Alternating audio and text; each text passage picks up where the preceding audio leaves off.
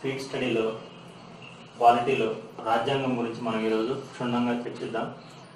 రాజ్యాంగంలో రాజ్యాంగతవాదం అనేది మొట్టమొదటిగా అసలు ఎలా ప్రారంభమైంది, దీనికి ఆర్జీలు ఎవరు, రాజ్యాంగం యొక్క పరిణామ క్రమం ఎలా ఉంది, ఈ రాజ్యాంగం అనేది భారతదేశానికి ఎలా వచ్చింది, భారతదేశంలో దీని అభివృద్ధి దశలో అనేటటువంటి అన్నిటి విషయాల గురించి పరిశీలిద్దాం ఒకసారి. ప్రపంచంలో మొట్టమొదటిగా రాజ్యాంగతవాదం అనేది గ్రీకులతో ప్రారంభమవుతుంది. రాజ్యాంగతవాదం. రాజ్యాంగతవాదానికి గ్రీకులతో ప్రారంభమవుతుంది. మొట్టమొదటి గ్రీకు వ్యక్తి అరిస్టాటిల్.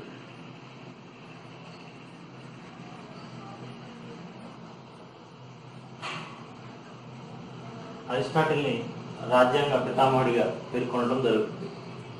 సో రాజ్యాంగం యొక్క పరిణామ క్రమానికి అరిస్టాటిల్ని పితామహుడిగా పేర్కొనడం జరుగుతుంది. రాజ్యాంగానికి మొట్టమొదటి చట్టంగా 1215 సంవత్సరంలో 1215లో జాన్ ఎడ్వర్డ్ II అనే రాజు ఒక ఫర్మానాన్ని జారీ చేయడం జరుగుతుంది. ఈ ఫర్మానాన్ని రాజ్యాంగానికి మొట్టమొదటి చట్టంగా పేర్కొనడం జరుగుతుంది. రాజ్యాంగానికి మొట్టమొదటి చట్టంగా 1215లో జారీ చేయబడినటువంటి జాన్ ఎడ్వర్డ్ II ఫర్మానాన్ని రాజ్యాంగానికి మొట్టమొదటి లిఖిత చట్టంగా పేర్కొనడం అనేది జరుగుతుంది. నెక్స్ట్ బ్రిటిష్ వారు మన దేశానికి రాజ్యాంగతవాదాన్ని తీసుకొచ్చిన తర్వాత వారి పరిపాలన ప్రారంభమైనప్పుడు చేసినటువంటి మొట్టమొదటి చట్టం 1773 చార్టర్ చట్టం. 1773లో ఒక చట్టాన్ని చేయడం జరుగుతుంది. దీన్నే రెగ్యులేటింగ్ యాక్ట్ అంటారు. భారత రాజ్యాంగానికి మొట్టమొదటి లిఖిత ఆధారమైనటువంటి చట్టంగా ఈ రెగ్యులేటింగ్ చట్టాన్ని పేర్కొనడం జరుగుతుంది. ఈ రెగ్యులేటింగ్ చట్టంతోనే బ్రిటిష్ వారు పరిపాలనకి నాంది అనేది ప్రారంభమైందని చెప్పవచ్చు. ఈ విధంగా బ్రిటిష్ వారు చట్టాలను చేస్తూ 1946లో క్యాబినెట్ మిషన్ ఏర్పాటు చేయడం జరుగుతుంది. ఈ క్యాబినెట్ మిషన్లోనే రాజ్యాంగ పరిషత్ ఏర్పాటుకు సంబంధించినటువంటి కార్యక్రమాలన్నీ కూడా ప్రారంభించడం జరుగుతుంది 1946లో. ఈ 1946లోనే రాజ్యాంగ పరిషత్ అనేది ఏర్పాటు చేయడం జరుగుతుంది. రాజ్యాంగ పరిషత్ ఏర్పాటు చేసిన తర్వాత రాజ్యాంగ పరిషత్లోని సభ్యులు,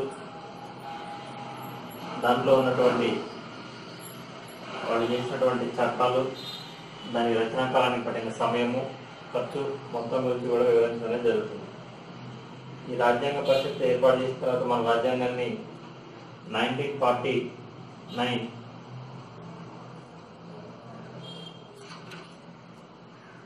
నవంబర్ 26న పూర్తి చేయడం అనేది జరుగుతుంది.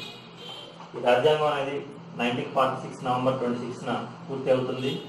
కానీ 1950 జనవరి 26 నుంచి అమలులోకి వస్తుంది అన్నమాట. 1949 నవంబర్ 26న రాజ్యాంగం అనేది పూర్తిగా రచనా కార్యక్రమం అనేది ముగుస్తుంది. 1950 జనవరి 26 నుంచి అమలులోకి రావడం జరుగుతుంది. 1915 జనవరి 26నే ఎందుకు రాజ్యాంగాన్ని అమలు జరపడానికి పెట్టుకున్నారు అంటే 1930లో జనవరి 26న జెండా అనేది ఆవిష్కరించడం జరుగుతుంది. నెహ్రూ గారి ఆధ్వర్యంలో భారతదేశానికి స్వతంత్ర పొందడానికి నాందిగా సూచికగా 1930లో జెండా ఆవిష్కరణ జరుగుతుంది. సో దీనికి గుర్తుగా 1949 నవంబర్ 26న పూర్తయినటువంటి రాజ్యాంగాన్ని జనవరి 26న నుంచి అమల్లోకి తీసుకురావడం జరిగింది. ఈ జనవరి 26నే మనం రిపబ్లిక్ డేగా, గణతంత్ర రాజ్యంగా చెప్పుకోవడం జరుగుతుంది. గణతంత్ర రాజ్యం అంటే ప్రజల చేత రాయబడినటువంటి ఒక విధానం ద్వారా వాళ్ళనే పరిపాలించుకోవడానికి ఒక శాసనం అనేది చేయడం జరుగుతుంది. ఆ దేశాలనే గణతంత్ర రాజ్యాలు అంటారు. సో జనవరి 26న గణతంత్ర దినోత్సవం జరుగుతుంది. రిపబ్లిక్ డేగా చెప్పుకోవడం జరుగుతుంది. నెక్స్ట్ వన్ ఈ రాజ్యాంగ పరిణామ క్రమంలో 1773లో రెగ్యులేటింగ్ యాక్ట్ అనేది చేయడం జరుగుతుంది. 1784లో ఫిట్ ఇండియా చట్టం అనేది రావడం జరుగుతుంది. 1784 తర్వాత ఈ రెగ్యులేటింగ్ యాక్ట్ని ప్రతి 20 సంవత్సరాలకు ఒకసారి రెగ్యులైజ్ చేయడం జరుగుతుంది. బ్రిటిష్ గవర్నమెంట్ అనేది ఈస్ట్ ఇండియా కంపెనీకి ఇచ్చినటువంటి అధికారాలని ప్రతి 20 సంవత్సరాలకు ఒకసారి సరిచూసుకోవడం అనేది జరుగుతుంది. 1773 తర్వాత 1793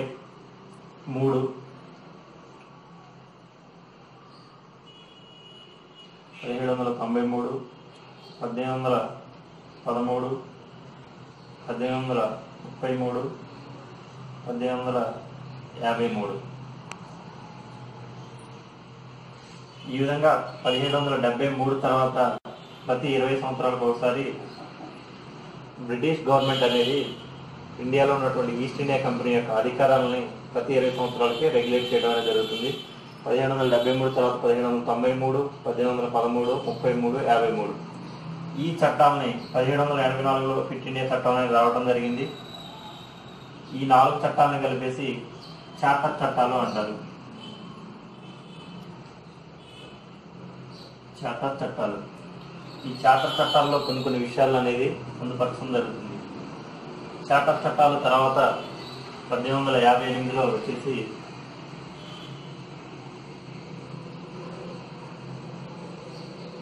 1858 తిరుగుబాటు జరుగుతుంది.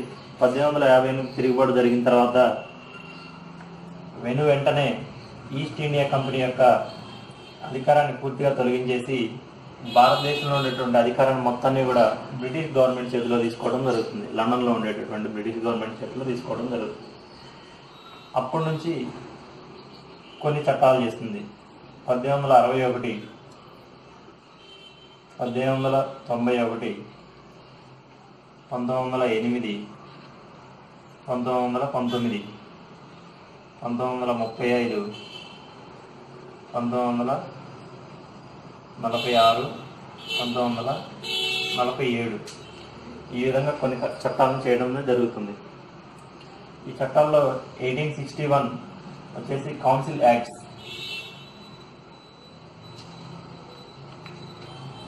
కౌన్సిల్ యాక్ట్స్ అనేది జారీ చేయడం జరుగుతుంది. 1861, 1891 వరకు కౌన్సిల్ యాక్ట్స్ అనేది జారీ అయింది. 1908లో మింటో మార్లే సంస్కరణలు అనేది ప్రవేశపెట్టడం జరుగుతుంది. 1919లో మాంటెక్ చేమ్స్ఫర్డ్ సంస్కరణలు, 1935 భారత ప్రభుత్వ చట్టము, 1946 క్యాబినెట్ మిషన్ ప్లాన్, 1947 భారత స్వతంత్ర చట్టము. ఈ చట్టాలతో బ్రిటిష్ గవర్నమెంట్ పాలన అనేది పూర్తవుతుంది. భారత రాజ్యాంగానికి మూలమైనటువంటి 1935 భారత ప్రభుత్వ చట్టం నుంచి 70% భారత రాజ్యాంగానికి మూలంగా తీసుకోవడం జరుగుతుంది. 1784లో ఫిట్ ఇండియా చట్టం ద్వారా సుప్రీంకోర్టుని ఏర్పాటు చేయడం జరుగుతుంది కలకత్తాలో మొట్టమొదటిగా. ఈ 1784లో ఏర్పాటు చేసినటువంటి సుప్రీంకోర్టుని 1935లో భారత ప్రభుత్వ చట్టం ద్వారా కేంద్రీకృత పాలనను ప్రవేశపెట్టడం జరుగుతుంది.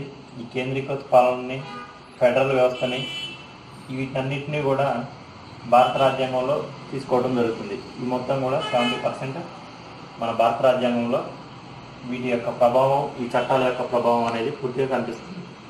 మొట్టమొదటి రాజ్యాంగ చట్టంగా భారతదేశానికి సంబంధించి 1773 రెగ్యులేటింగ్ యాక్ట్ని తీసుకోవడం జరుగుతుంది.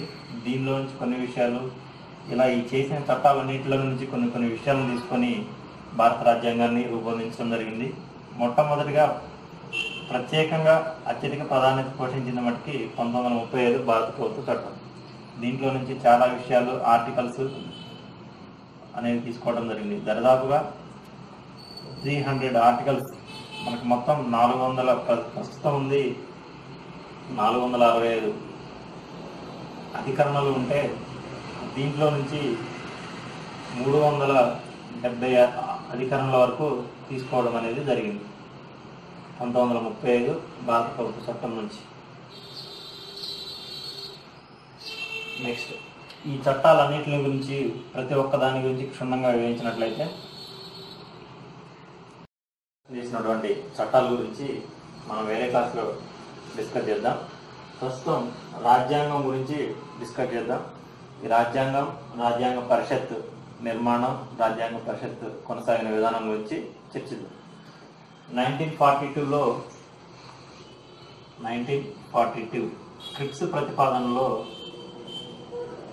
క్రిప్స్ ప్రతిపాదనలో మొట్టమొదటిగా రాజ్యాంగ పరిషత్ యొక్క ప్రతిపాదన అనేది చేయడం జరుగుతుంది. భారత స్వాతంత్ర పోరాటం జరుగుతున్న సమయంలో, అదేవిధంగా రెండో ప్రపంచ యుద్ధం జరుగుతున్న సమయంలో సర్ స్టాఫర్డ్ క్రిప్స్ అనేవాడు ఇండియన్స్ రెండో ప్రపంచ యుద్ధంలో పార్టిసిపేట్ చేస్తే మీకు రాజ్యాంగ పరిషత్ అనేది ఏర్పాటు చేయడం అనేటువంటి ఒక ఆఫర్తో ముందుకు రావడం జరుగుతుంది. 1942లో మొట్టమొదటిగా రాజ్యాంగ పరిషత్ గురించి ఒక ప్రకటన చేయడం జరుగుతుంది. అదేవిధంగా 1946లో క్యాబినెట్ మిషన్ ద్వారా రాజ్యాంగ పరిషత్ నిర్మాణం అనేది చేయడం జరుగుతుంది.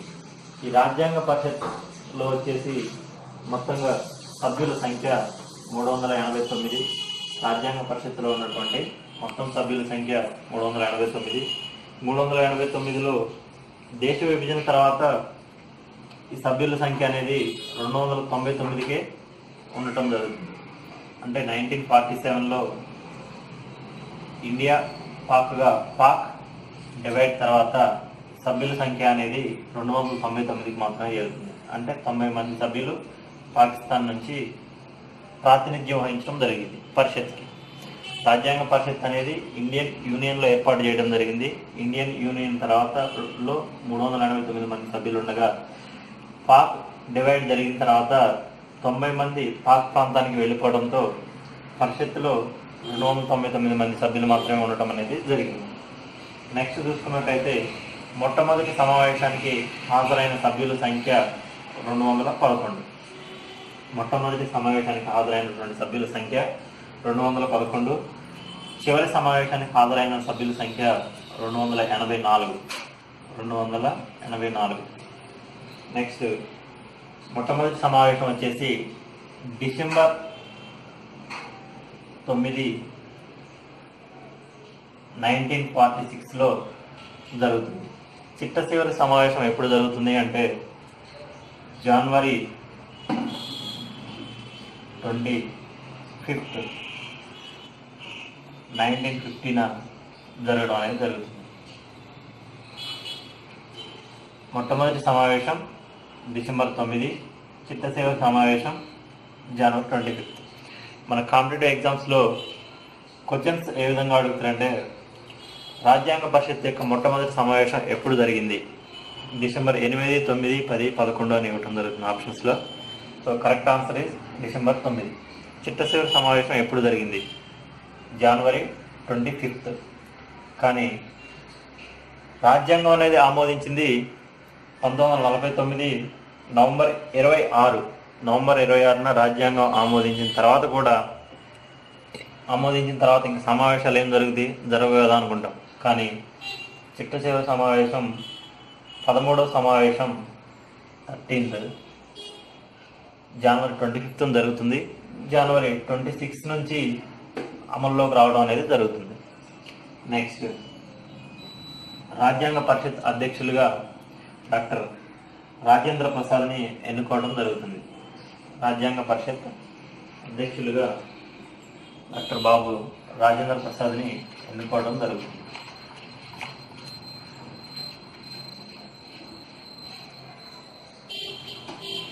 అసలు రాజ్యాంగ పరిషత్ అనే భావనని మొట్టమొదటిగా ప్రతిపాదించింది ఎంఎన్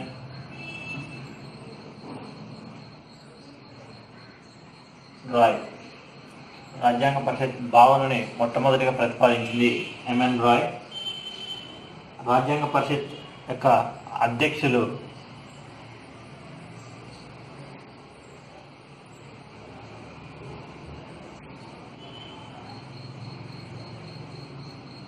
రాజేంద్ర ప్రసాద్. రాజ్యాంగ పరిషత్ యొక్క అధ్యక్షులు డాక్టర్ బాబు రాజేంద్ర ప్రసాద్. ఉపాధ్యక్షులుగా వచ్చేసి H C Mukherjee. H C Mukherjee H C Mukherjee. రాజ్యాంగతవాదం అనేది ఫస్ట్గా రాజ్యాంగం అనేది భావాన్ని ప్రతిపాదించింది ఎంఎన్ రాయ్. రాజ్యాంగ పరిషత్తును ఏర్పాటు చేసుకోవడం జరిగిన తర్వాత దాని యొక్క అధ్యక్షులు బాబు రాజేంద్ర ప్రసాద్, దాని యొక్క ఉపాధ్యక్షులు హెచ్సి ముఖర్జీ అనేది ఉండటం జరిగింది. ముసాయిదా కమిటీని ఒకదాన్ని ఏర్పాటు చేసి రాజ్యాంగ పరిషత్తులో కొన్ని కమిటీలు ఉంటాయి. ఆ కమిటీలకి కొంతమంది అధ్యక్షులు ఉండటం జరిగింది. దానిలో మెయిన్గా ఉన్నటువంటిది ముసాయిదా కమిటీ. రాజ్యాంగం యొక్క డ్రాఫ్టింగ్ని, దాని యొక్క ముసాయిదాని చిత్తుని తయారు చేయడం అనేది జరుగుతుంది. దాన్ని ముసాయిదా అంటాము. ఆ ముసాయిదా కమిటీ అధ్యక్షులుగా వచ్చేసి డాక్టర్ అంబేద్కర్ ఉండటం జరుగుతుంది.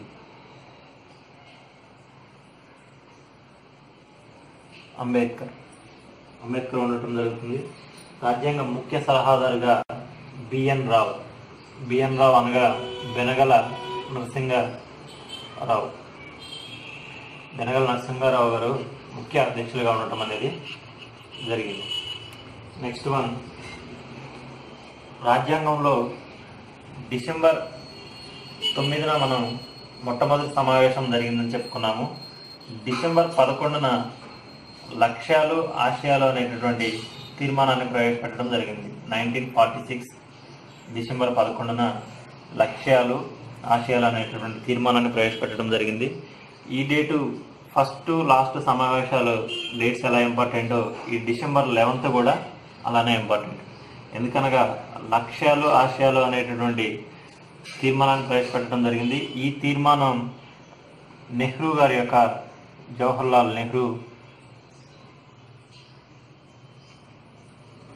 నెహ్రూ యొక్క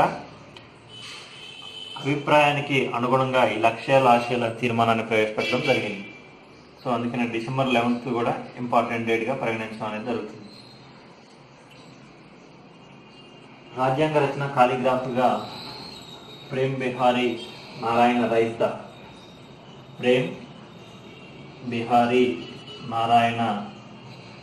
రైస్దా అనేవాడు రాజ్యాంగ రచన కాలిగ్రాఫర్గా వ్యవహరించడం అనేది జరిగింది.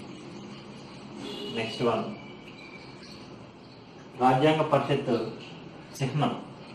ఈ రాజ్యాంగ పరిషత్ అనేది ఏర్పాటు చేసుకోవడం జరిగింది. దీనిలో కొన్ని కమిటీలను ఏర్పాటు చేయడం జరిగింది. ఆ కమిటీల అధ్యక్షులు ఉన్నారు. సో ఈ రాజ్యాంగ పరిషత్కి ఒక లోగో అనేది ఏర్పాటు చేయాలని చెప్పేసి అనుకోవడం జరిగింది. ఆ లోగోగా రాజ్యాంగ పరిషత్ యొక్క లోగోగా ఏనుగుని ఎన్నుకోవడం జరిగింది. రాజ్యాంగ పరిషత్ యొక్క చిహ్నం లోగో వచ్చేసి ఏనుగు. నెక్స్ట్ వన్, రాజ్యాంగ రచనకు పట్టిన సమయం.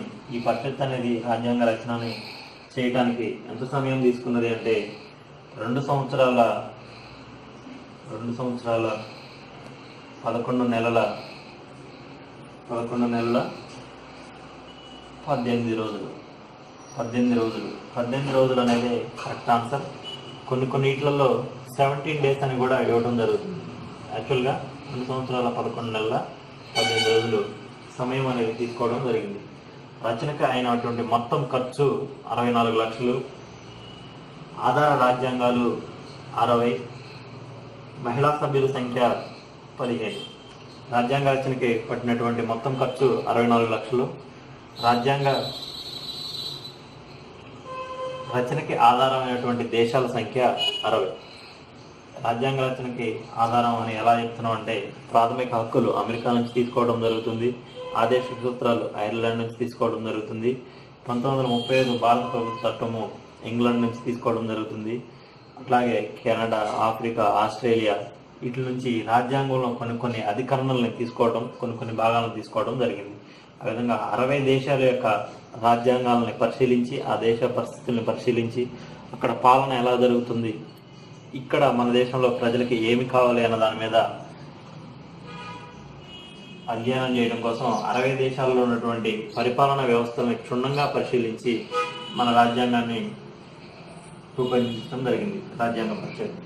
నెక్స్ట్ వన్ వచ్చేసి రాజ్యాంగ పరిషత్తులో ఆనాటి మహిళా సభ్యుల సంఖ్య 15. ఆనాటి మహిళా సభ్యుల సంఖ్య 15గా నిర్ణయించడం జరిగింది. ముఖ్య ఆధారాలు. ఈ రాజ్యాంగ పరిషత్ అనేది రాజ్యాంగాన్ని రచన చేయడానికి తీసుకున్నటువంటి ముఖ్య ఆధారాలు లేదా కొన్ని చట్టాలని గురించి తెలుసుకునేటట్లయితే 1935 మనం ఇందాక చెప్పుకున్నాం. 1935 భారత ప్రభుత్వ చట్టము. ఈ భారత ప్రభుత్వ చట్టం నుంచి దాదాపుగా 70% యొక్క భారత రాజ్యాంగాన్ని తీసుకోవడం అనేది జరిగింది. 1935 భారత ప్రభుత్వ చట్టం నుంచి 1935 భారత ప్రభుత్వ చట్టం నుంచి కేంద్ర మరియు రాష్ట్ర సమాఖ్య వ్యవస్థలు. కేంద్ర రాష్ట్ర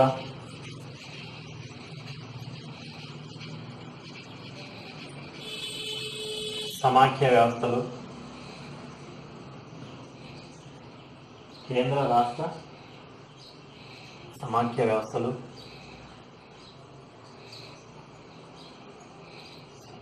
రాష్ట్ర సమాఖ్య. Federal court.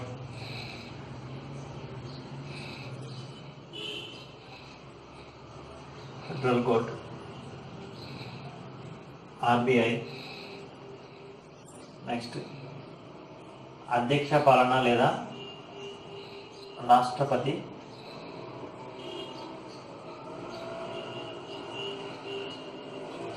పాలన. కేంద్ర ప్రభుత్వం, రాష్ట్ర ప్రభుత్వం, సమాఖ్య వ్యవస్థ. అమెరికా గవర్నమెంట్ లాగా మన దేశం వివిధ రాష్ట్రాలతో కూడుకున్నటువంటి సమాఖ్య వ్యవస్థ. కానీ అమెరికాలో ఏంటంటే ఆ రాష్ట్రాలు కోరుకుంటే ఆ దేశం నుంచి ఆ రాష్ట్రాలు విడిపోయి సపరేట్ అవడానికి అవకాశం ఉంది. కానీ మన దేశంలో మట్టుకి ఆ విధంగా లేదు. అందుకనే కేంద్ర రాష్ట్ర ప్రభుత్వాల యొక్క సమాఖ్య వ్యవస్థ అనేది రాజ్యాంగంలో 1935 భారత ప్రభుత్వ చట్టం నుంచి తీసుకోవడం జరిగింది. అదేవిధంగా ఫెడరల్ కోర్టు ఏర్పాటు చేయడం జరిగింది. 1935లోనే ఆ చట్టాన్ని అనుసరించి ఆర్బీఐని ఏర్పాటు చేయడం జరిగింది, రిజర్వ్ బ్యాంక్ ఆఫ్ ఇండియాని. నెక్స్ట్ వన్ రాష్ట్రపతి పాలన. రాష్ట్రాలలో పాలనని కొనసాగించడానికి అవకాశం లేనప్పుడు అధ్యక్ష పాలన విధించినటువంటి రాష్ట్రపతి పాలనని ఏర్పాటు చేయడం జరిగింది. రాష్ట్రపతి పాలన అంటే అక్కడ ఎన్నికలు సక్రమంగా నిర్వహించలేకపోవడం కానీ, ఎన్నికల వ్యవస్థ ఆ రాష్ట్రం యొక్క పాలనని కొనసాగించలేకపోవడం కానీ, రాష్ట్రంలో ప్రభుత్వాన్ని ఏర్పరచడానికి సరైనటువంటి బలం లేనప్పుడు కూడా రాష్ట్రపతి పాలన అనేది విధించడం జరుగుతుంది. నెక్స్ట్ వన్ బ్రిటిష్ రాజ్యాంగం. బ్రిటిష్ రాజ్యాంగం నుంచి కూడా 1935 భారత ప్రభుత్వ చట్టం ఇది. నెక్స్ట్ వన్ ఇంగ్లాండ్ గవర్నమెంట్లో ఉన్నటువంటి చట్టాన్ని అనుసరించి కూడా కొన్ని విషయాలను తీసుకోవడం జరిగింది. పార్లమెంట్ మరియు క్యాబినెట్ తరహా సమన్యాయ పాలనటువంటి పద్ధతుల్ని తీసుకోవడం జరిగింది. బ్రిటిష్ రాజ్యాంగం. బ్రిటిష్ రాజ్యాంగం నుంచి పార్లమెంట్ తరహా వ్యవస్థని పార్లమెంటరీ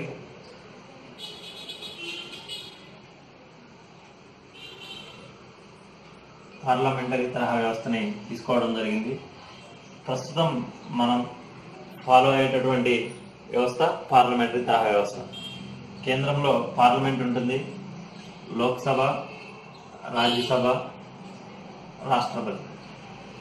ఈ మూడింటిని కలిపి పార్లమెంటరీగా వ్యవహరించడం జరుగుతుంది.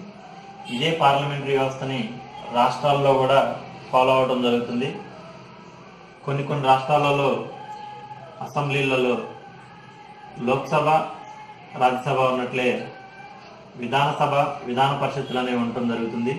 అక్కడ రాష్ట్రపతి అధ్యక్షుడిగా ఉంటే రాష్ట్రానికి వచ్చేసి గవర్నర్ అధ్యక్షుడిగా ఉండటం జరుగుతుంది. అందుకని ఇక్కడే చెప్పుకోవడం జరిగింది, కేంద్ర రాష్ట్ర ప్రభుత్వాల్లో సమాఖ్య వ్యవస్థ సమానంగా ఉండేటటువంటి ఒక వ్యవస్థను ఏర్పాటు చేసుకోవడం జరుగుతుంది. నెక్స్ట్ వన్ అమెరికా రాజ్యాంగం నుంచి యుఎస్ఏ. ఈ అమెరికా రాజ్యాంగం నుంచి ప్రాథమిక హక్కులు, ఫండమెంటల్ రైట్స్. నెక్స్ట్ వన్ న్యాయ సమీక్ష, స్వతంత్ర ప్రతిపత్తి కలిగినటువంటి న్యాయ వ్యవస్థ. జ్యుడిషియరీ సిస్టమ్ని అమెరికా నుంచి తీసుకోవడం జరిగింది. న్యాయ సమీక్ష, న్యాయపాలన అటువంటి వ్యవస్థని, ఫండమెంటల్ రైట్స్ని ముఖ్యంగా చెప్పుకోవచ్చు. ఫండమెంటల్ రైట్స్ని, జ్యుడిషియరీ వ్యవస్థని అమెరికా నుంచి తీసుకోవడం జరుగుతుంది. నెక్స్ట్ వన్ కెనడా రాజ్యాంగం.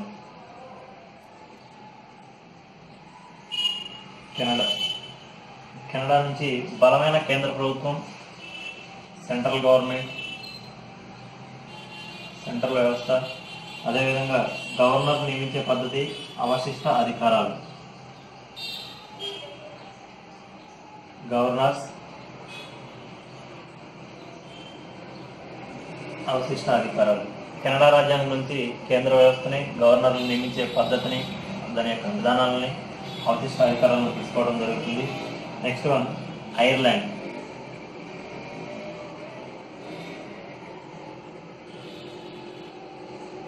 ఐర్లాండ్ నుంచి ఆదేశ సూత్రాలను తీసుకోవడం జరుగుతుంది. ఆదేశ సూత్రాలు అనగా directive principles of state policy, DPSPని తీసుకోవడం జరుగుతుంది. జర్మనీ నుంచి అత్యవసర పరిస్థితిని తీసుకోవడం జరుగుతుంది.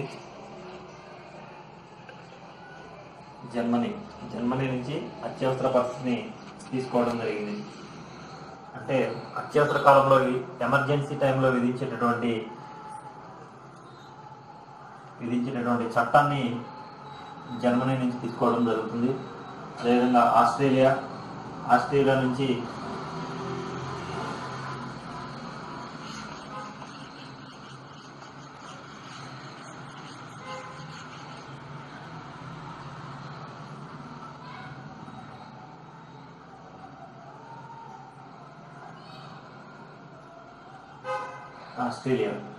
ఆస్ట్రేలియా నుంచి ఉమ్మడి జాబితా, పార్లమెంటరీ ఉభయ సభల సంయుక్త సమావేశం. ఉమ్మడి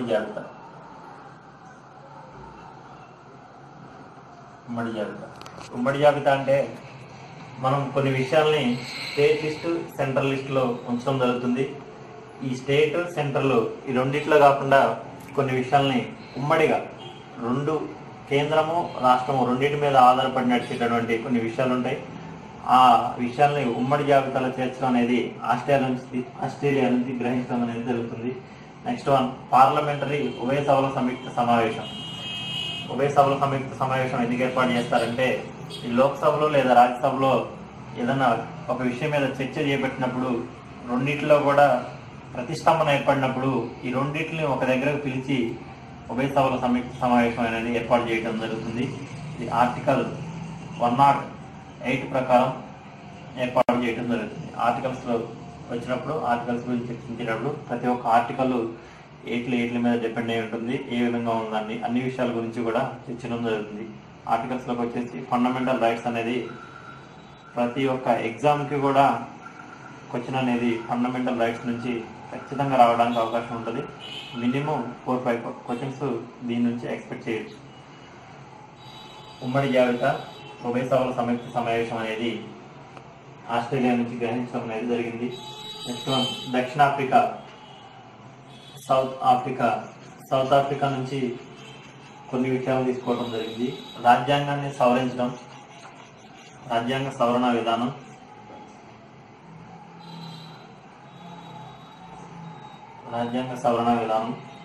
నెక్స్ట్ వన్ రాజ్యసభ సభ్యుల ఎన్నిక,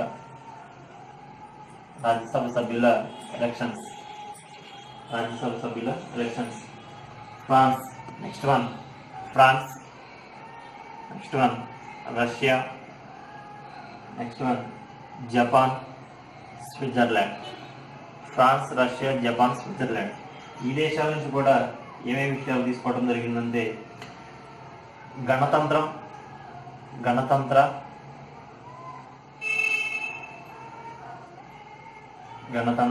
స్వేచ్ఛ,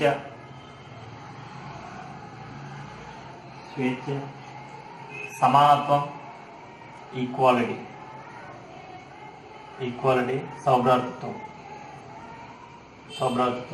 ఫ్రాన్స్ నుంచి గణతంత్ర, స్వేచ్ఛ, ఈక్వాలిటీ, సమానత్వం, సౌభ్రాతృత్వం అనేటువంటి విషయాన్ని గ్రహించడం జరిగింది. రష్యా నుంచి ఫండమెంటల్ డ్యూటీస్ని గ్రహించడం జరిగింది. నెక్స్ట్ వన్ జపాన్లో నుంచి చట్టంచే నిర్దేశించబడిన పద్ధతి, ఆర్టికల్ 21కి సంబంధించినటువంటి చట్టంచే నిర్దేశించబడిన పద్ధతిని స్వీకరించడం జరిగింది. స్విట్జర్లాండ్ నుంచి ప్రధానమంత్రి మంత్రిమండలి గురించి ప్రధానమంత్రి మంత్రిమండలి మధ్య సమష్టి బాధ్యత ఏ విధంగా ఉండాలన్నటువంటి కొన్ని విషయాల్ని చర్చించడం జరిగింది. ఆస్ట్రేలియా నుంచి ఉమ్మడి జాబితా, సౌత్ ఆఫ్రికా నుంచి రాజ్యాంగ సవరణ విధానము, రాజ్యసభ ఎలక్షన్స్ గురించి, ఫ్రాన్స్ నుంచి గణతంత్రం, స్వేచ్ఛ, సమానత్వం, సౌభ్రాతృత్వం అనేటువంటి 4 విషయాలు తీసుకోవడం జరిగింది. ఈ విషయాల్ని ఎప్పుడు ఎలా తీసుకున్నారో, ఈ విషయాన్ని తీసుకోవడానికి రాజ్యాంగం ఆమోదించిన తర్వాత కొన్ని సవరణలు చేసి మరి కొన్ని విషయాల్ని తీసుకోవడం అనేది జరిగింది, కొన్ని విషయాల్ని తొలగించడం అనేది జరుగుతుంది. సో ఈ విధంగా వివిధ దేశాల నుంచి కొన్ని ముఖ్యమైన విషయాల్ని భారత రాజ్యాంగంలో రాజ్యాంగ రచనాకారులు తీసుకోవడం జరిగింది. నెక్స్ట్ వన్, కమిటీలు, కమిషన్స్, అధ్యక్షుల గురించి ఒకసారి చూద్దాం. కమిటీలు వచ్చేసి డాక్టర్ బిఆర్ అంబేద్కర్ వచ్చేసి ముసాయిదా కమిటీకి అధ్యక్షుడిగా ఉండటం జరిగింది. బిఆర్ అంబేద్కర్ ముసాయిదా కమిటీకి అధ్యక్షుడిగా ఉండటం జరిగింది. నెక్స్ట్ వన్, సర్దార్ వల్లభాయ్ పటేల్ వచ్చేసి సలహా కమిటీ,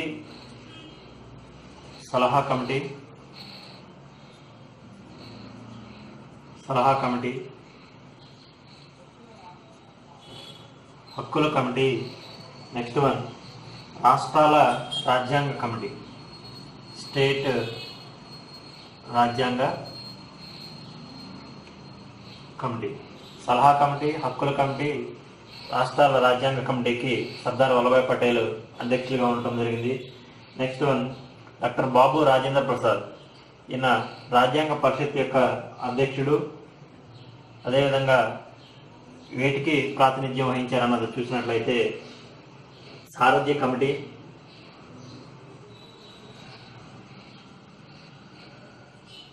కమిటీకి. నెక్స్ట్ వన్, జాతీయ పతాక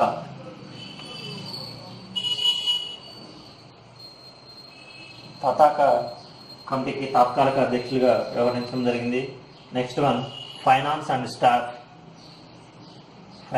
స్టాఫ్ కమిటీకి అధ్యక్షులుగా ఉండటం జరిగింది. Next one, rules committee.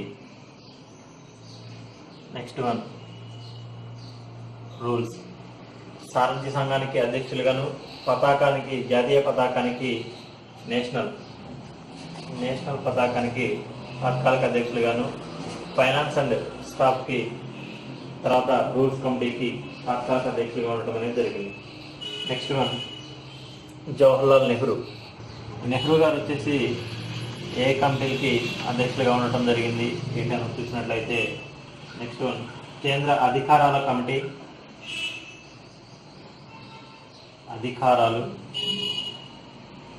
కేంద్ర అధికారాలు. నెక్స్ట్ వన్, రాజ్యాంగ కమిటీ.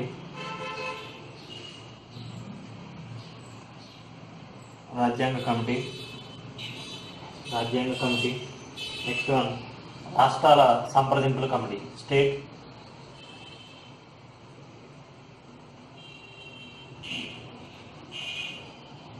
సంప్రదింపుల కమిటీకి జవహర్లాల్ నెహ్రూ అధ్యక్షత వహించడం జరిగింది.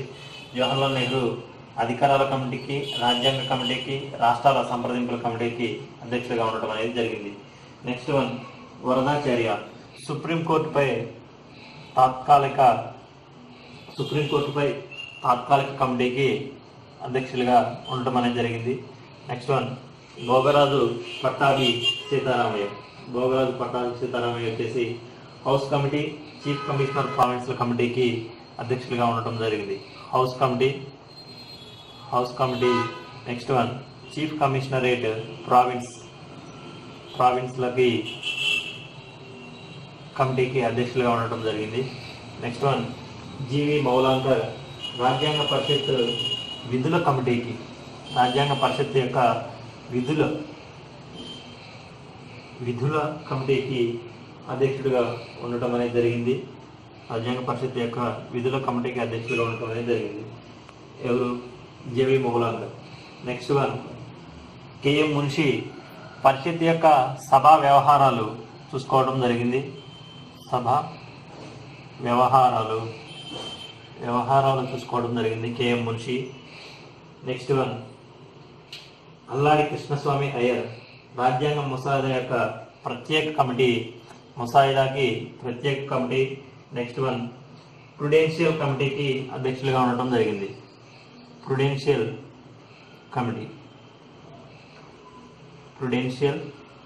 కమిటీకి అధ్యక్షులుగా ఉండటం జరిగింది. నెక్స్ట్ వన్ మోటూరి సత్యనారాయణ భాషా కమిటీకి అధ్యక్షులుగా ఉండటం జరిగింది. మోటూరి సత్యనారాయణ భాషా కమిటీకి అధ్యక్షులుగా ఉండటం జరిగింది. భారత రాజ్యాంగం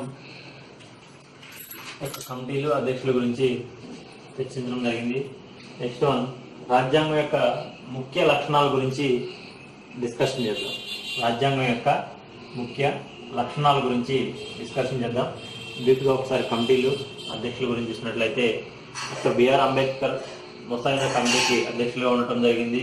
సర్దార్ వల్లభాయ్ పటేల్ వచ్చేసి సలహా కమిటీ, హక్కులు, రాష్ట్రాల రాజ్యాంగం కమిటీకి అధ్యక్షులుగా ఉండటం జరిగింది. నెక్స్ట్ వన్ బాబు రాజేంద్ర ప్రసాద్ చూసినట్లయితే రాజ్యాంగ పరిషత్ యొక్క అధ్యక్షులుగాను, అదేవిధంగా సారథ్య కమిటీ, జాతీయ పతాక తాత్కాలిక కమిటీకి అధ్యక్షులుగాను, next one finance and staff కమిటీకి అధ్యక్షులుగాను, రూల్స్ కమిటీకి అధ్యక్షులుగా ఉండటం జరిగింది. నెక్స్ట్ వన్ జవహర్లాల్ నెహ్రూ చూసినట్టయితే అధికారాలు, కేంద్ర అధికారాలు, సెంట్రల్ యొక్క అధికారాలు, తర్వాత కేంద్ర రాజ్యాంగం, తర్వాత రాష్ట్రాల సంప్రదింపుల కమిటీలకి అధ్యక్షులుగా నెహ్రూ గారు ఉండటం జరిగింది. Next one Varadacharya. ఈ వరదాచార్య గారిని చూసుకున్నట్లయితే నెక్స్ట్ వన్ సుప్రీంకోర్టు యొక్క తాత్కాలిక కమిటీగా అధ్యక్షుడిగా వరదాచార్య ఉండటం అనేది జరిగింది.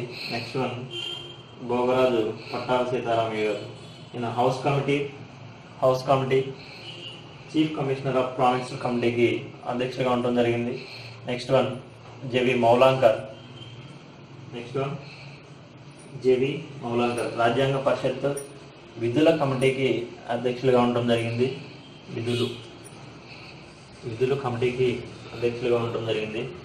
నెక్స్ట్ వన్ కేఎం మున్షి వచ్చేసి పరిషత్ యొక్క సభా వ్యవహారాలు, రాజ్యాంగ పరిషత్ యొక్క సభా వ్యవహారాలు అనేవి కేఎం మున్షి గారు నిర్వహించడం జరిగింది. నెక్స్ట్ వన్ అల్లాడి కృష్ణస్వామి అయ్యర్ గారు రాజ్యాంగ ముసాయిదా యొక్క ప్రత్యేక కమిటీకి అధ్యక్షులుగా ఉండటం జరిగింది. ముసాయిదా కమిటీకి అధ్యక్షులు అంబేద్కర్ అయితే ముసాయిదా యొక్క ప్రత్యేక కమిటీకి అధ్యక్షులు ప్రత్యేక కమిటీకి అధ్యక్షులు అల్లాడి కృష్ణస్వామి అయ్యర్. కన్ఫ్యూజ్ అవ్వచ్చు ఇక్కడ. ముసాయిదా కమిటీకి అధ్యక్షులు అంబేద్కర్ కదా, మరి ఇంకా రాజ్యాంగ ప్రత్యేక ముసాయిదా కమిటీ ఒకటి ఉందన్న విషయం కూడా గుర్తుంచుకోవాలి. రాజ్యాంగ ప్రత్యేక ముసాయిదా కమిటీ ఒకటి ఉందని గుర్తుంచుకోవాలి. దానికి అల్లాడి కృష్ణస్వామి అయ్యర్ అధ్యక్షులుగా ఉన్నారనే విషయాన్ని గుర్తుంచుకోవాలి. అల్లాడి కృష్ణస్వామి అయ్యర్. అదేవిధంగా ప్రుడెన్షియల్ కమిటీకి అధ్యక్షులుగా కూడా అయ్యర్ గారు అధ్యక్షులుగా ఉండటం జరిగింది. నెక్స్ట్ వన్ మోటూరి సత్యనారాయణ భాషా కమిటీకి అధ్యక్షులుగా ఉండటం అనేది జరిగింది. నెక్స్ట్ వన్ తర్వాత రాజ్యాంగం యొక్క ముఖ్యమైనటువంటి కొన్ని లక్షణాల గురించి చూద్దాం. ఇప్పుడు రాజ్యాంగం యొక్క ముఖ్య లక్షణాలు. లిఖిత రాజ్యాంగంలోనే ప్రపంచంలోనే అతిపెద్ద రాజ్యాంగం మన భారత రాజ్యాంగంగా చెప్పుకోవడం జరుగుతుంది. లిఖించబడినటువంటి రాజ్యాంగాలలో ప్రపంచంలోనే అతిపెద్ద రాజ్యాంగం భారత రాజ్యాంగం. మొట్టమొదటిగా చెప్పుకోవాల్సింది ప్రపంచంలోనే అతిపెద్ద రాజ్యాంగం. ప్రపంచంలోనే అతిపెద్ద రాజ్యాంగంగా భారత రాజ్యాంగాన్ని పేర్కొనడం జరుగుతుంది. నెక్స్ట్ వన్ భారత రాజ్యాంగంలో మొత్తం ప్రకరణాల సంఖ్య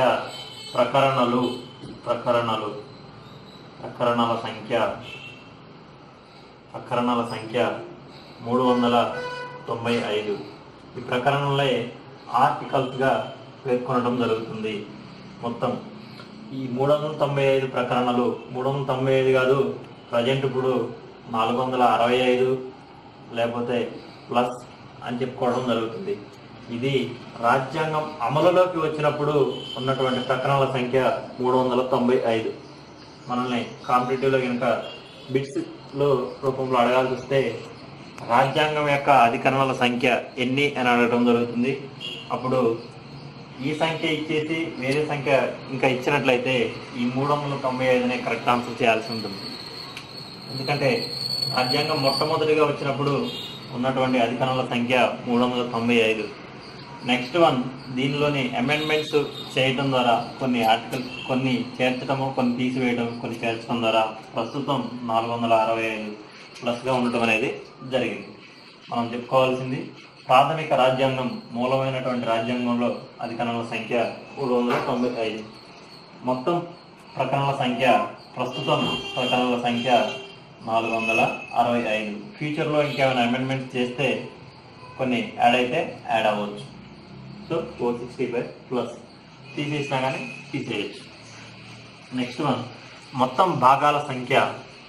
అసలు భారత రాజ్యాంగం యొక్క స్వరూపం ఏ విధంగా ఉంటుంది అన్నట్లయితే ప్రకరణలతో, భాగాలతో, షెడ్యూల్స్తో నిండి ఉంటుంది. మొత్తం భాగాల సంఖ్య వచ్చేసి 22. ప్రాథమిక రాజ్యాంగంలో భాగాల సంఖ్య 22. Next one, షెడ్యూళ్ళు.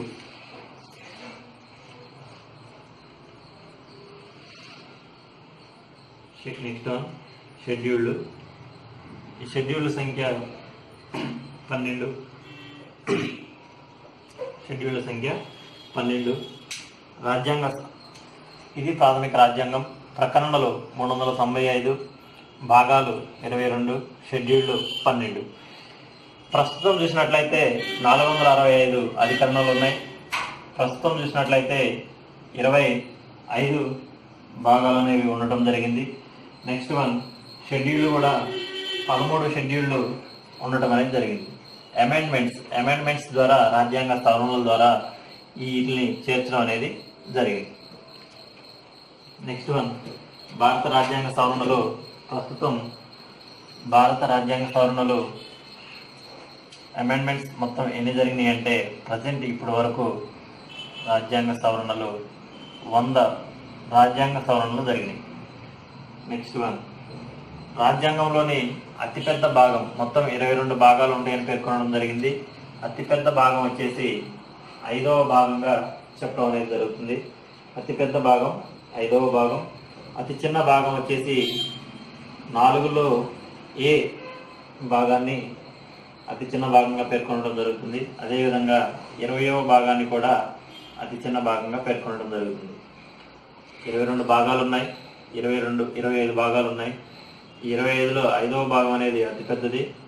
అతి చిన్న భాగాలు వచ్చేసి 4A అండ్ 20వ భాగాలు అతి చిన్న భాగాలను పేర్కొనడం జరుగుతుంది. రాజ్యాంగం మొత్తం కూడా ఈ ఆర్టికల్స్, అధికరణల మీద డిపెండ్ అయి ఉంటుంది. ఈ అధికరణలు అనేవి ఈ భాగాలు, ఈ షెడ్యూల్లో నిర్దేశించబడి ఉంటాయి. ప్రతి ఒక్క అధికరణ గురించి ముందు జరగబోయేటటువంటి క్లాసుల్లో ప్రతి ఒక్క 1 నుంచి 395 వరకు ఉన్న అధికరణల గురించి, ప్రస్తుతం తర్వాత యాడ్ చేసినటువంటి ఈ 60 అధికరణల గురించి కూడా, 60 ప్లస్ అధికరణల గురించి కూడా వివరంగా చర్చించడం జరుగుతుంది నెక్స్ట్ క్లాసులలో. ఫండమెంటల్ రైట్స్, ఫండమెంటల్ డ్యూటీస్, భారత ప్రభుత్వము, పార్లమెంటు, రాష్ట్రాలు, విధులు, ఉమ్మడి జాబితాలో ఉన్నటువంటి అంశాలు, అవి ఏ అధికరణల కిందకు వస్తాయి, రావు, వీటిలో సుప్రీంకోర్టులు ఇచ్చినటువంటి తీర్పులు ఏ విధంగా ఉన్నాయి, ఏ అధికరణలు బేస్ చేసుకొని ఏ విధంగా సుప్రీంకోర్టులు ఇచ్చినాయి, ప్రభుత్వాలు కోర్టు యొక్క ఉత్తర్వుల్ని కాదనే విధంగా ఎలా అమెండ్మెంట్స్ చేయడం అనేది జరుగుతుంది, అసలు ఈ అమెండ్మెంట్స్ అనేవి కూడా అన్నీ కూడా ఎందుకు చేయాల్సి వస్తుంది, అధికరణలు ఎందుకు పెరిగినాయి, సుప్రీంకోర్టు వివిధ కేసులలో ఫండమెంటల్ రైట్స్కు భంగం కలగకుండా ఏ విధంగా తీర్పులు ఇచ్చినాయి అనేటటువంటి విషయాలు మనం ముందు జరగబోయే క్లాసులో తెలుసుకోవడం అనేది జరుగుతుంది. సో నెక్స్ట్ క్లాసులలో ఈ 465 అధికరణల గురించి, భాగాల గురించి, షెడ్యూల్ గురించి, రాజ్యాంగ సవరణల గురించి, అదేవిధంగా సుప్రీంకోర్టు యొక్క కేసుల గురించి కూడా వివరంగా తెలుసుకోవడం అనేది జరుగుతుంది. నెక్స్ట్ వన్ ప్రవేశిక గురించి చర్చిద్దాం.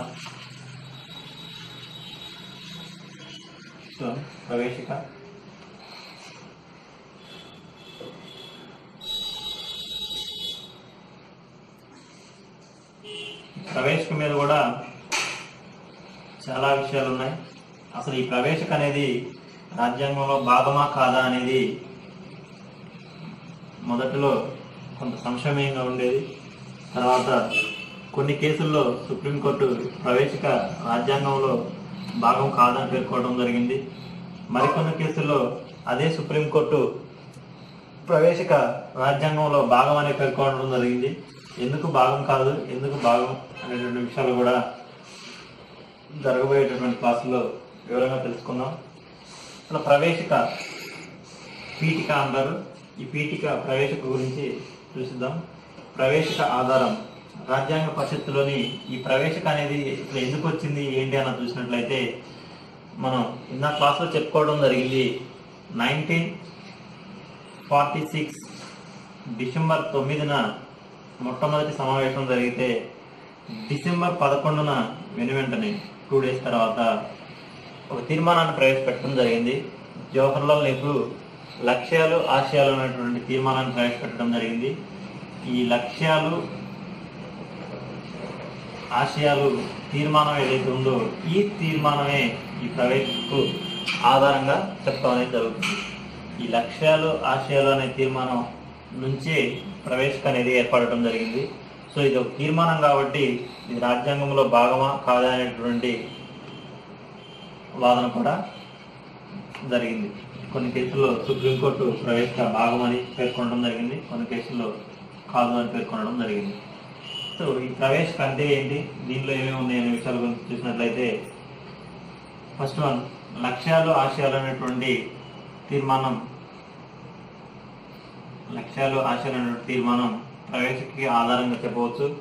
నెక్స్ట్ వన్ ప్రవేశిక రాజ్యాంగానికి ఆత్మ లేదా హృదయం లాంటిదని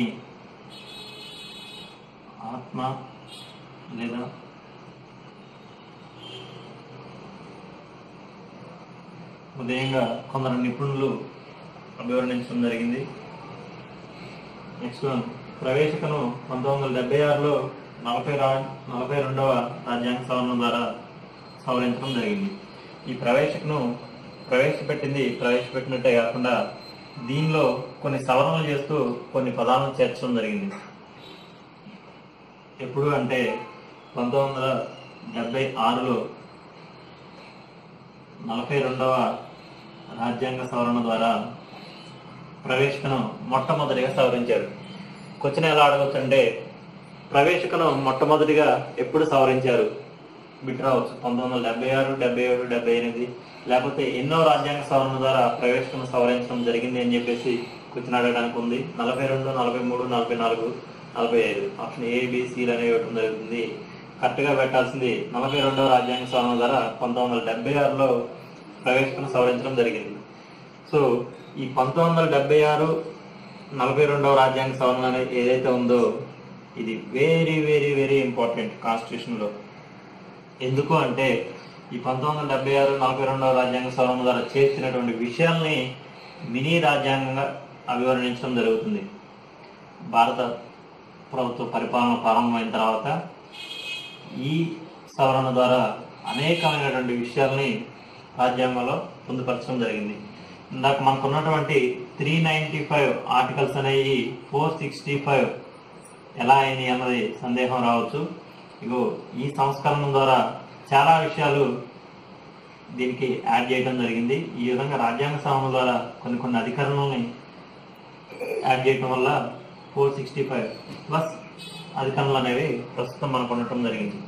సో మినీ రాజ్యాంగంగా 1976, 42వ రాజ్యాంగ సవరణని పేర్కొనడం జరుగుతుంది.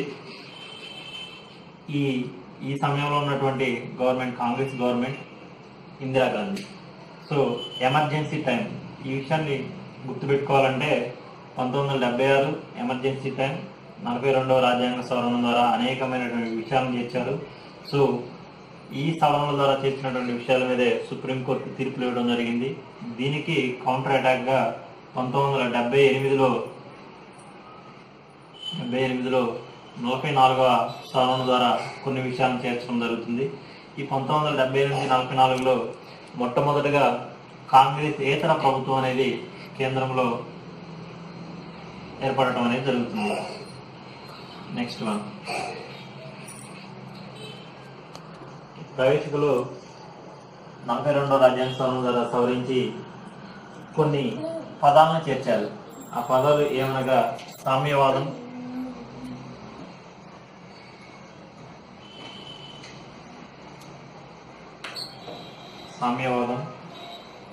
నెక్స్ట్ వన్ లౌకికతత్వం,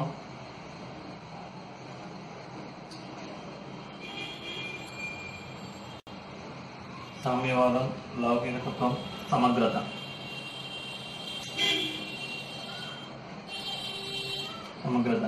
ఈ మూడు పదాలను కూడా 1976లో 42వ రాజ్యాంగ సవరణ ద్వారా సామ్యవాదం, లౌకికతత్వం, సమగ్రత అనేటటువంటి విషయాల్ని చేర్చడం జరిగింది. ఇందాకే మనం చర్చించుకోవడం జరిగింది, భారత రాజ్యాంగాన్ని కొన్ని దేశాల యొక్క రాజ్యాంగాలను పరిశీలించి రాసుకోవడం జరిగిందని చెప్పాము. ఫ్రాన్స్లో వచ్చినప్పుడు ఫ్రాన్స్ నుంచి సామ్యవాదం, లౌకికతత్వం, సమగ్రత అనే విషయాలను తీసుకోవడం జరిగిందని చెప్పాము. ఆ విషయాలు ఈ విషయాలు. నెక్స్ట్ వన్, ప్రవేశిక రాజ్యాంగం అంతర్భాగం కాదని సుప్రీంకోర్టు మొట్టమొదటిగా 1960 బేరు బారీ కేసులో తీర్పు ఇవ్వడం జరిగింది.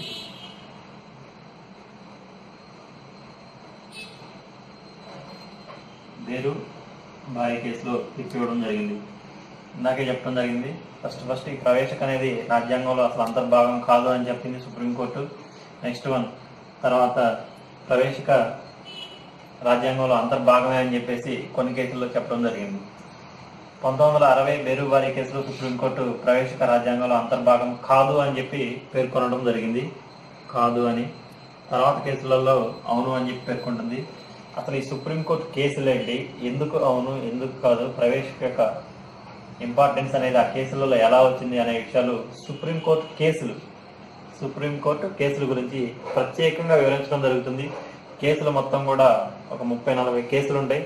ఏ కేసు ఎక్కడి నుంచి 1950 నుంచి 1950 రాజ్యాంగం అమల్లోకి వచ్చిన దగ్గర నుంచి ప్రస్తుతం ఉన్నటువంటి 2017 వరకు సుప్రీంకోర్టు ఎన్ని కేసులు ఇచ్చింది, కేసుల్లో తీర్పులు, ముఖ్యమైనటువంటి కేసులు, అన్ని కేసులు కాదు కొన్ని ముఖ్యమైనటువంటి కేసులు, ఆ కేసుల్లో రాజ్యాంగాన్ని ప్రవేశికని ఏ విధంగా ఆధారం చేసుకుని తీర్పులు అనేది ఇవ్వడం జరిగింది అనే విషయాన్ని క్షుణ్ణంగా ఒక క్లాస్ అనేది పెట్టుకుందాం. ఆ క్లాసులో సుప్రీంకోర్టు కేసుల మీదనే ప్రత్యేకంగా ఒక క్లాస్ని డిజైన్ చేయడం జరుగుతుంది, చెప్పడం జరుగుతుంది. నెక్స్ట్ వన్, ప్రవేశిక రాజ్యాంగ అంతర్భాగం అని మౌలిక నిర్మాణంలోకి వస్తుందని మొట్టమొదటిగా ఎప్పుడు తీర్పునిచ్చిందంటే 1973, అంటే విత్ ఇన్ స్పాన్ ఆఫ్ 13 yearsలోనే సుప్రీంకోర్టు కేశవానంద భారతి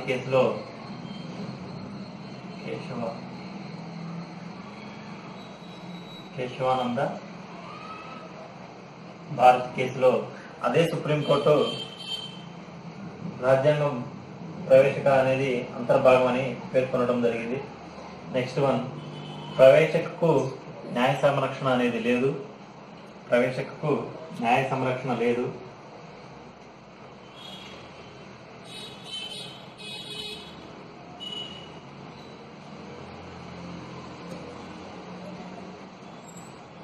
న్యాయ సంరక్షణ అనేది ప్రవేశికకు లేదు. ప్రవేశికతో పాటు ఇంకా వేటికి న్యాయ సంరక్షణ లేదు అంటే ఫండమెంటల్ డ్యూటీస్, ప్రాథమిక విధులు, డిపిఎస్పీస్, వీటికి న్యాయ సంరక్షణ లేదు.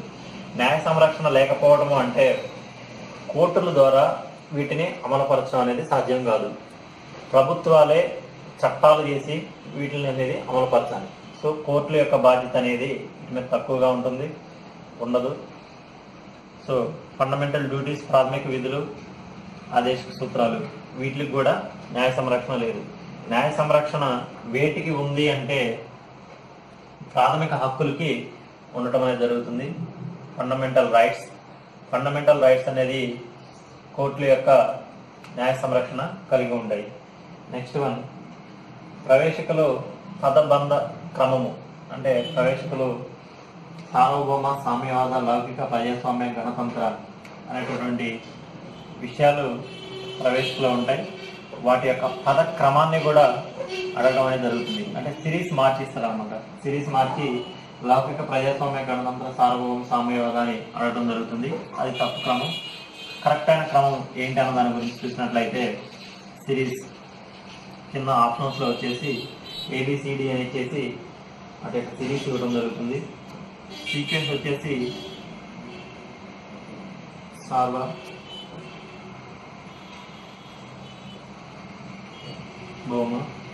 సామ్యవాద,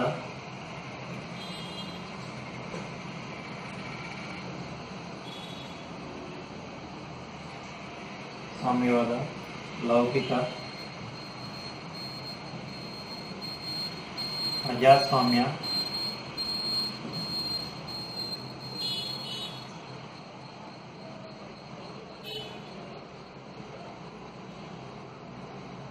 గణతంత్ర.